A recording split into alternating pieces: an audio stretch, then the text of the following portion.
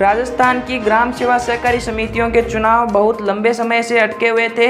बहुत से कारणों के वश चुनाव नहीं हो पा रहे थे, लेकिन अब 11 साल बाद चुनावी बिगुल फिर से बज चुका है।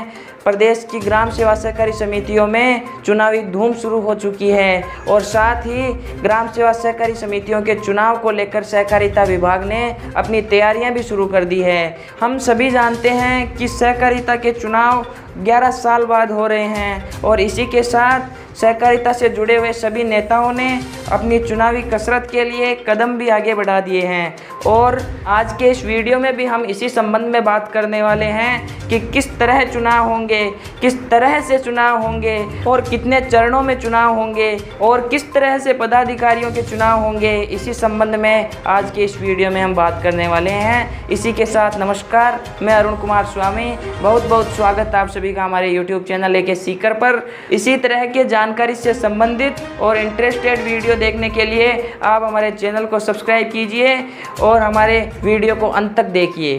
तो चलिए आज के विषय पर बात करते हैं। 11 साल बाद चुनाव हो रहे हैं, चुनाव का बिगुल बज चुका है और चुनाव को लेकर समस्त ग्रामीण क्षेत्रों में चुनावी धूम शुरू हो चुकी है और इसी के साथ 11 वर्ष बाद चुनाव हो रहे हैं, इसलिए सहकारिता से जुड़े हुए लोगों में बहुत सा उत्साह भी देखने को मिल रहा है। तो सहकारी विभाग ने कार्यक्रम निर्धारित कर दिया है और निर्धारित कार्यक्रम के अनुसार अगस्त महीने के अंत से लेकर सितंबर महीने के अंत तक चुनावी प्रक्रिया चलेगी और ये 1 महीने का समय सभी ग्राम सेवा सहकारी समितियों का भविष्य तय करेगा, इसलिए महत्वपूर्ण बहुत है, आपका जानना बहुत ज़रूरी है। राजस्थान राज्य सहकारी निर्वाचन प्राधिकरण ने ग्राम सेवा सहकारी समिति पैक्स व लैंप्स के संचालक मंडल के सदस्यों से लेकर पदाधिकारियों के चुनाव करवाने का कार्यक्रम जारी कर दिया है और इसी के साथ पैक्स व लैंप्स में नियमानुसार वार्डों का गठन का प्रावधान भी किया जा चुका है। तो इस बार सहकारी समिति के चुनाव वार्ड पद्धति पर होंगे। प्रत्येक समिति में 12 वार्ड होंगे और इन वार्डों का गठन सदस्यता की दिनांक और दिनांक के बढ़ते क्रम में किया गया है और 11 वार्ड ऋणी सदस्यों के होंगे और 1 वार्ड अऋणी सदस्यों का होगा और कुल 12 वार्डों में से 2 वार्ड महिलाओं के लिए आरक्षित होंगे, 1 वार्ड एससी के लिए और 1 एसटी के लिए आरक्षित होगा। ये 12 निर्वाचित सदस्य मिलकर अध्यक्ष और उपाध्यक्ष का चुनाव करेंगे। इनमें से एक सदस्य जो अऋणी सदस्यों से चुनकर आएगा वो उपाध्यक्ष का चुनाव तो लड़ सकता है, लेकिन अध्यक्ष का चुनाव नहीं लड़ सकेगा। और बाद में जब जिला स्तरीय समितियों के चुनाव होंगे तब उसमें इन ग्राम सेवा सहकारी समितियों का प्रतिनिधित्व होगा।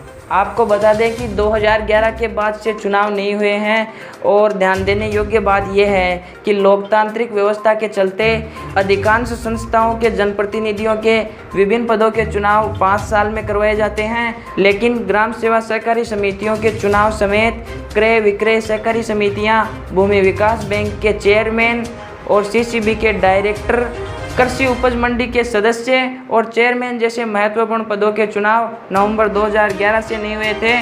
पहले कांग्रेस के कार्यकाल में और उसके बाद भाजपा के कार्यकाल में चुनाव नहीं हुए थे।